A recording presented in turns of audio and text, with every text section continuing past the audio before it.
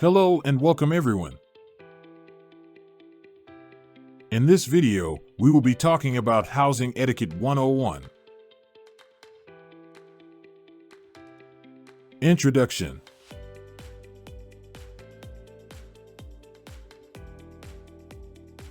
Things you will learn. How to be a successful renter.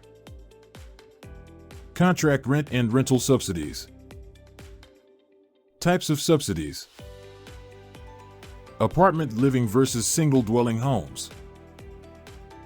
Needs versus wants. Lease agreement language. Maintenance, upkeep, and routine inspections. Notices and non-compliance notices. Conflict resolution. And communication with property managers and landlords. How to be a successful renter. Start with an honest application. Read the lease and ask questions. Submit maintenance request promptly. Property upkeep. Be respectful. And pay your rent. Are you with the shit when it comes to your home? Serious. A subject, state, or activity demanding careful consideration or application. Honest. Free of deceit and untruthfulness, sincere. Informative, providing useful or interesting information. And trustworthy. Able to be relied on as honest or truthful. Housing types. Apartment living. The definition of an apartment is multiple rooms occupied by one or more persons. The rooms are separated from other rooms within a building. Shared housing. Shared housing means having a private room with a shared bathroom, kitchen, and lounge area. Single dwelling. The definition of a single dwelling is a house that stands alone. When living in a shared space. Location is important when it comes to your employment and transportation needs. The cost of rent is as important as the location. Other residents-neighbor disputes will likely happen in community living. What type of neighbor are you? Are you with the shit or against the shit? Pet policy. Some properties are not pet-friendly communities. Service animals and pets are not the same. Pet-friendly communities require a security deposit. Service animals require documentation by a service provider. Contract rent versus rent subsidy. Contract rent is a monthly fee paid by the renter to their landlord or property manager following their lease agreement. A rent subsidy is a general term for financial assistance to assist families and individuals with monthly rental assistance payments. A rent subsidy is a general term for financial assistance to assist families and individuals with monthly rental assistance payments. Common subsidies. Section 8 Housing Choice Voucher Program. Families are responsible for locating a unit that is eligible for the program. The family will pay rent to the landlord based on 30% of the family's monthly adjusted gross income. Rapid Rehousing Project aims to solve the immediate crisis of homelessness while connecting families or individuals with appropriate community resources to address other service needs. Project-based vouchers. Families in units with PBVs contribute 30% of their income for rent and utilities, or a minimum rent of up to $50 per month. The voucher pays the difference between the renter contribution and the unit's total rent and utility costs. Most violated property rules. Unauthorized guests. Unauthorized pets. Housekeeping. Unpaid rent. Property damages. Commercial use of property. Noise violation. Illegal activities. Smoking. Recertification process. False information. Unauthorized guest. An unauthorized guest is an individual who is not part of the lease agreement or approved by the landlord but is living in a rental unit with the consent of the renter. Late rent payments equals late fees.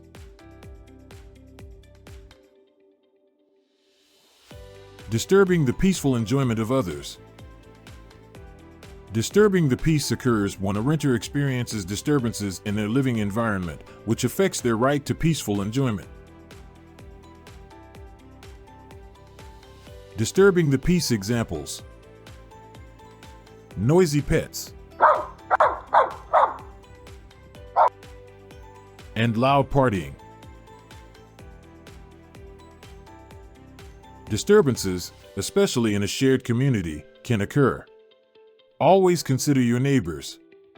Excessive noise refers to any noise that people can control and significantly disrupts someone's peace, comfort, or convenience.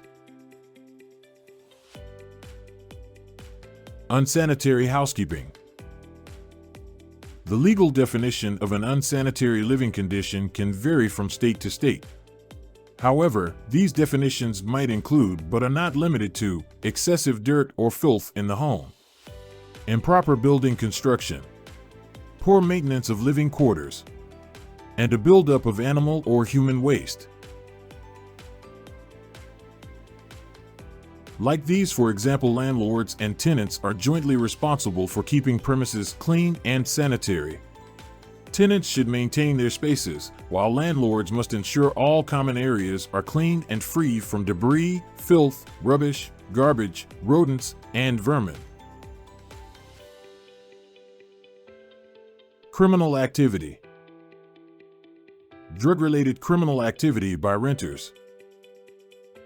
United States Department of Housing and Urban Development definition of drug-related criminal activity is the use or possession with intent to sell or distribute. Criminal activity by renters, any member of the renter's household, a guest, or another person under the renter's control that threatens the health, safety, or right to peaceful enjoyment of the premises of other residents, or that threatens the health of persons residing in the immediate vicinity of the premises. Damage to property. What is considered damage? Damage can occur due to unreasonable use, accidents, or abuse. When a renter makes intentional changes to the property without permission, it is considered damage. The renter is responsible for damage made by themselves and any guests. Damages equal lost security deposit. Damage to property can lead to a rent increase for all renters. Annual recertification and lease renewal process. Department of Housing and Urban Development. Affordable housing properties and market rate properties. HUD and affordable properties require annual recertification to recheck all income, assets, and family household composition to ensure the renter is eligible. Whereas market rate properties typically have a few lease renewal options to choose from. False information. Providing false information to gain housing will disqualify you. All information that's provided to state and federal agencies is verified, during which fraud can be detected. HUD and property screening. Enterprise Income Verification is a database HUD developed to provide quick and easy access to resident income information and criminal background checks. The Work Number is a database that many property management companies use to verify income and employment verifications. Other methods can be used, such as a third-party verification. And an additional software is used to perform criminal background and credit checks. EIV Example Report.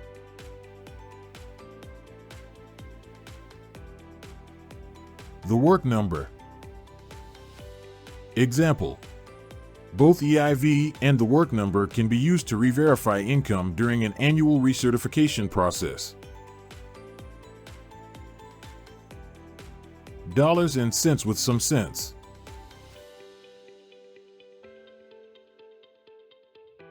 Monthly budget. Whether you use an application or a budget worksheet to get a handle on your spending, you will want to know where your money is going. What is the 50, 30, and 20 rule? It is a popular budgeting method that splits your monthly income among three main categories. Here's how it breaks down. 50% of your income, needs. 30% of your income, wants. 20% of your income, savings and debt. 50% of your income is basic needs to survive. These are expenses you can't avoid. This portion of your budget should cover rent, utilities, transportation, etc. 30% of your income is wants. Distinguishing between needs and wants isn't always easy. Wants are considered entertainment, subscriptions, hobbies, etc. And 20% of your income is savings and debt. A saving plan creates a financial cushion for the future. Financial planning. Theo? Yo.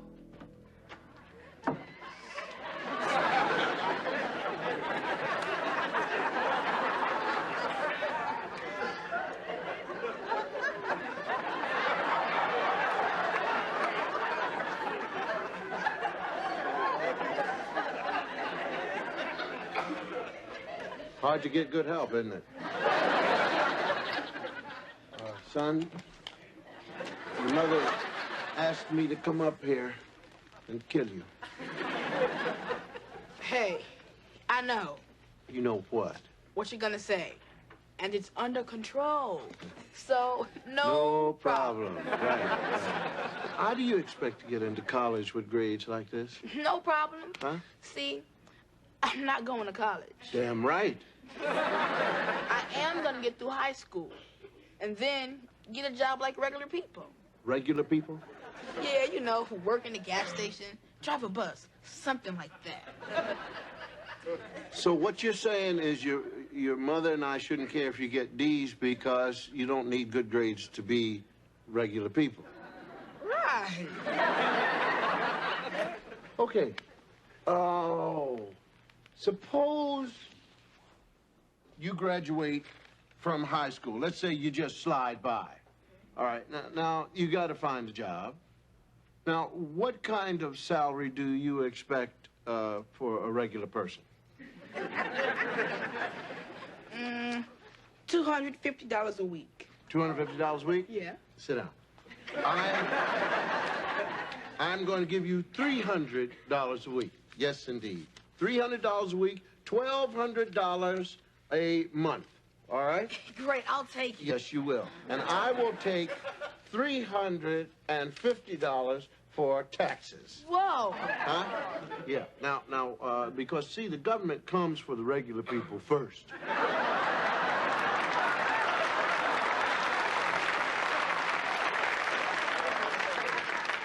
Now, how much does that leave you with? $850. All right. Now, you've got to have an apartment because you are not going to live here. So, an apartment in Manhattan will run you at least $400 a month. I'll live in New Jersey. All right. Live in New Jersey, you've got to have a car. I'll ride a motorbike. You need a helmet. Figure $100 a month for clothes and shoes. Figure 200. I want to look good. Okay, so what does that leave you with? $200. So, no problem. There is a problem. You haven't eaten yet.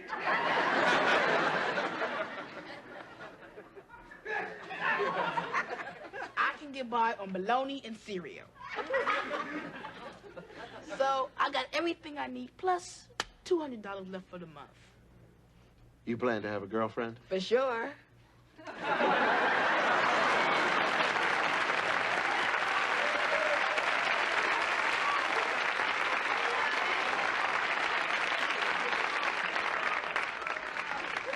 Regular people.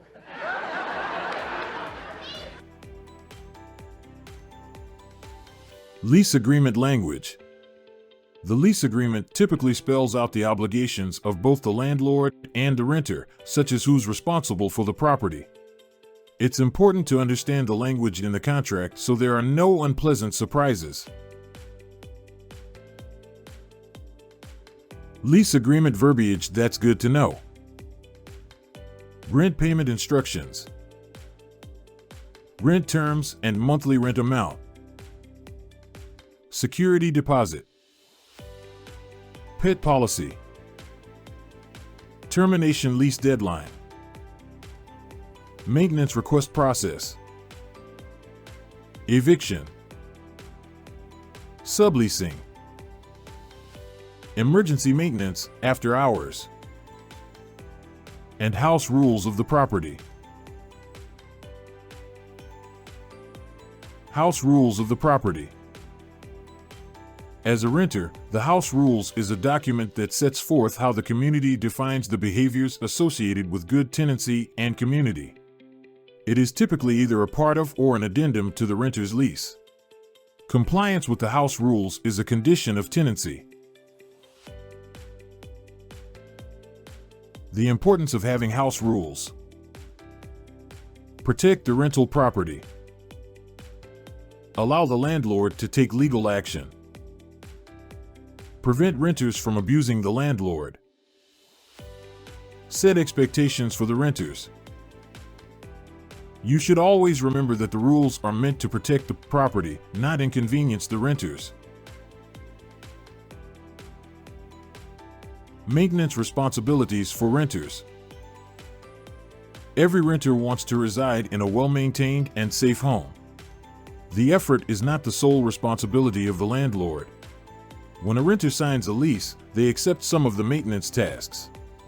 Therefore, it is important to carefully read your lease and address any questions with the landlord before moving in. Follow occupancy codes.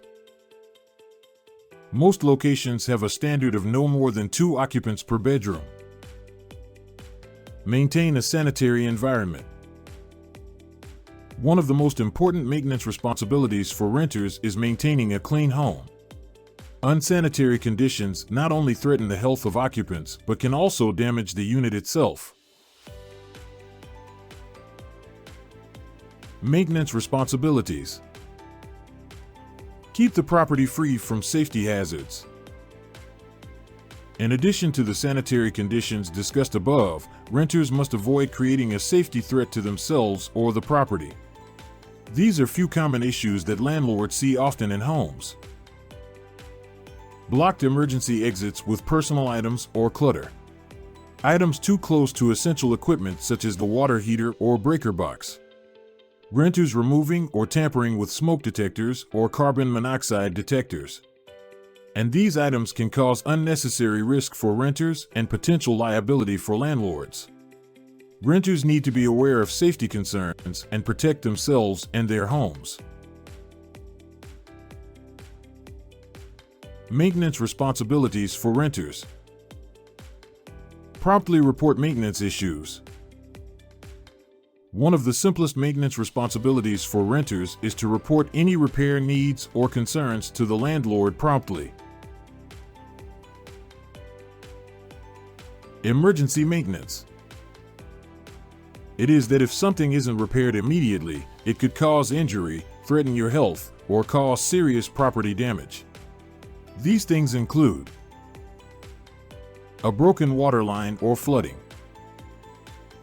Fire, call 911 first, then maintenance. A broken gas line or leak. A broken lock on your door. No air conditioning in hot weather. No heat in freezing weather.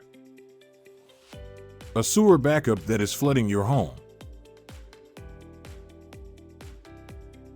Routine home inspections. What is a rental inspection? Rental inspections are regular checkups conducted by landlords or property managers in a unit occupied by a renter. The main purpose of these inspections is to verify the property's condition at crucial moments in the rental cycle, such as move-in, move-out, or mid-lease. Frequent inspections ensure no ongoing damage to the property and encourage renters to treat their units with care. When to conduct an inspection? Landlords typically conduct rental inspections at key points in the rental cycle. 3 essential inspection times include move-in, mid-lease, and move-out. What should landlords look for? A general inspection should ensure everything is in working order and complies with safety regulations, including the following: functioning smoke detectors, signs of water damage, clean air filters, pests or infestations, well-kept floors, walls, and windows, and signs of lease violation. What is normal wear and tear? Normal wear and tear is a natural depreciation of a property resulting from a rental unit's occupation. Depending on how long a renter has lived in the apartment or house will show some aging signs. To make the home rentable again, the landlord makes necessary repairs to account for minor wear and tear fixes and spruce up the property. Smoke-free properties. The Iowa Smoke-Free Air Act took effect July 1, 2008. As a result, many residential rental properties in Iowa have adopted smoke-free policies, where landlords don't allow smoking indoors because it leaves a smelly, sticky residue on everything like walls, furniture, and carpets. It's hard to get rid of, and fixing it can be expensive. Conflict resolution. Conflict resolution can be defined as the informal or formal process that 2 or more parties use to find a peaceful solution to their dispute. Misunderstandings and conflicts are a natural part of life. It's how you handle the conflict that matters. If you're ever in an uncomfortable situation, call the police.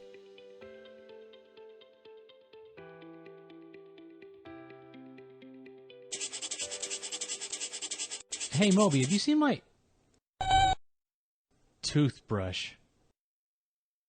10, 9, 8, 7. Hang on. 6, 5, 4, 3, 2, and 1.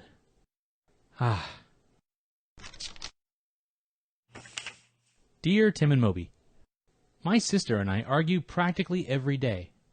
What can I do to stop it? From Wayne. Hey Wayne, when you spend enough time with other people, your wants and needs are bound to conflict with theirs. Maybe you and your sister both want to use your tablet at the same time. Or you might feel a good friend of yours isn't playing fairly. When situations like these arise, you're going to feel some strong emotions. That's perfectly okay. Anger and frustration are normal feelings, and everyone has them at one time or another. It's how you deal with those feelings that counts. You may be tempted to act aggressively with yelling and name-calling, or even with violence. That can just provoke the other person to act the same way. You won't get what you want, and you'll end up in an argument or a fight. True, sometimes they'll back down and you'll get your way. But if you blow up at every little disagreement, you'll have a tough time keeping any friends. Nobody wants to hang out with someone who always gets his way. Yeah, it's tough to control your emotions, especially for kids. Fortunately, I've had a lot of practice in this department. When I get angry or frustrated, the first thing I do is stop and recognize what I'm feeling. Next, I take a few deep breaths. Sometimes I even count backwards from 10 to myself. By the time I reach 1, I'm usually ready to deal with things more calmly. Sure, just walking away is easier in the short term. But you don't want to get into the habit of ignoring stuff that bothers you. Peaceful, direct confrontation is the best way to go. Well, you can start out by explaining how you feel in a calm, respectful way. Say you and your sister are arguing over who gets to use your tablet. You might say, "When you don't give me a turn, I get really frustrated." Explain what you want to use it for. Then let your sister express her point of view. Show that you're paying attention by making eye contact and nodding. And when someone else is talking, be sure you really listen. Maybe your sister has been waiting all day to talk to her friend from summer camp. Maybe she's researching an important project for school. Think about how you would feel if she wanted you to just hand over the tablet. People are more reasonable when they see that you understand where they're coming from. You could say something like, "I don't want to interrupt you and your friend. Can you let me know when you're done?" It helps to think of the other person as your partner, not your enemy. The real enemy is the problem you're both trying to solve. Still, if things get a little too heated, you might want to call in another person to mediate the dispute. It can be anyone you trust to be fair, a family member, a friend, a classmate, even a teacher. The mediator can decide when it's each person's time to talk and make sure that everyone acts in a respectful manner. The best solutions involve a compromise. Each side gives a little ground. For example, you and your sister can set a schedule for sharing your tablet. Instead of the dispute ending with one person losing, we get a win-win situation. Oh, right. Well, Moby, when you use my toothbrush to clean your toes, I feel grossed out. I wonder how long it's been going on, and I get sick to my stomach. I see. You get carbon buildup on your toes, and it's really uncomfortable. Maybe there's a solution we can both live with.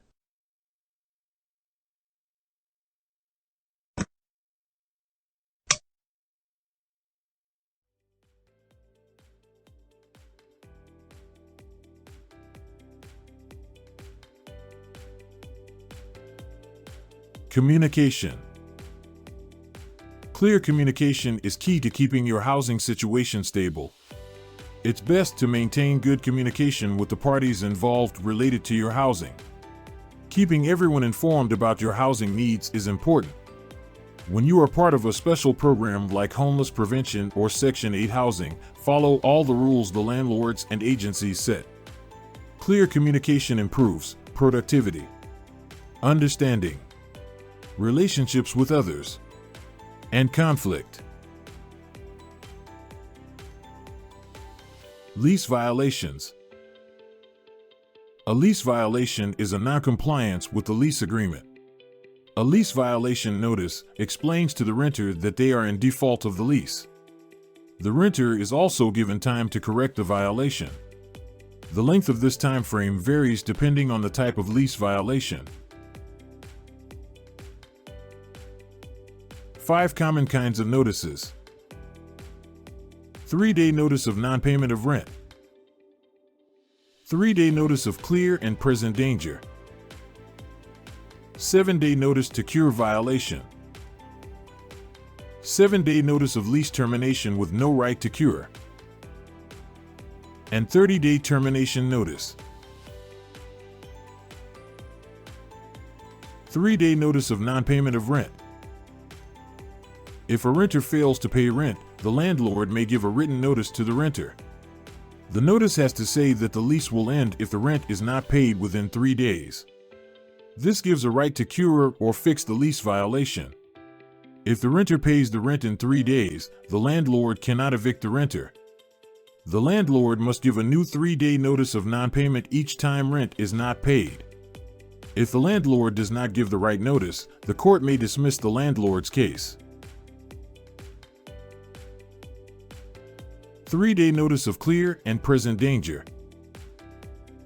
A clear and present danger could be anything putting other renters or the landlord in danger.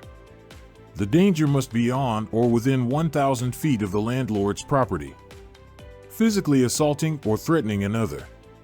Illegally using or possessing a firearm. Possessing illegal drugs. If a landlord thinks the renter has done this or something similar, then the landlord may be able to end the lease with a 3-day notice. After that, the landlord can file an eviction case. If the problem was not caused by the renter may be able to keep the person who caused the problem away from the rental property.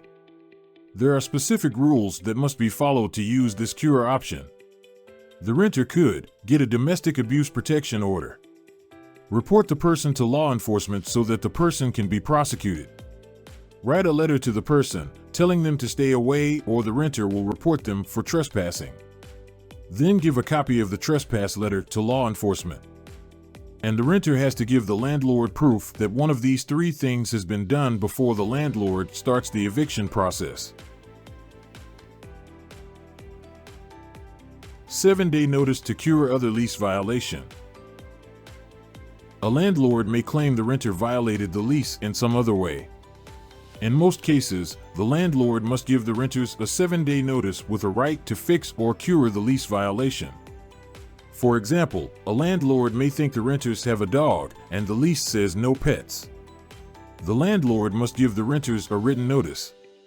The notice must say the lease will end if they do not get rid of the dog within 7 days. If the renters get rid of the dog within 7 days, then the lease does not end. If the renters do not, the landlord may file an eviction case, but only after giving a 3-day notice to quit first. 7-day notice of lease termination after prior 7-day notice to cure. What happens if the renter cures a lease violation, but the same thing happens again? For example, a renter has a dog and the lease says no pets. The landlord gives a 7-day cure notice. The renter gets rid of the dog in 7 days. The lease does not end. If the renter gets a dog again within 6 months, the landlord can give a 7-day termination notice. The renter does not get another chance to fix the problem. But if the same type of lease violation happens again more than 6 months later, the landlord must give a new 7-day notice to cure. 30-day termination notice. Many renters rent an apartment for a specific period, such as 1 year. Other tenancies are called month-to-month. A month-to-month tenancy has no special ending date. No reason is needed to end a month-to-month tenancy. Either the landlord or the renter can decide to end a month-to-month tenancy. However, the landlord cannot end the tenancy for an illegal reason. For example, landlords cannot end a tenancy because of the renter's race or the race of the renter's guests. Either the landlord or the renter must give the other at least 30 days notice in writing before ending the tenancy. The notice must be given at least 30 days before the next time rent is due. If the rent is due on the first day of the month, the tenancy can only be ended on the first day of the month. So, a landlord cannot give a notice on September 10th to end the tenancy on October 10th. The tenancy could not end until the next time rent is due November 1st. That brings us to the end of this video. Thanks. Have a wonderful day.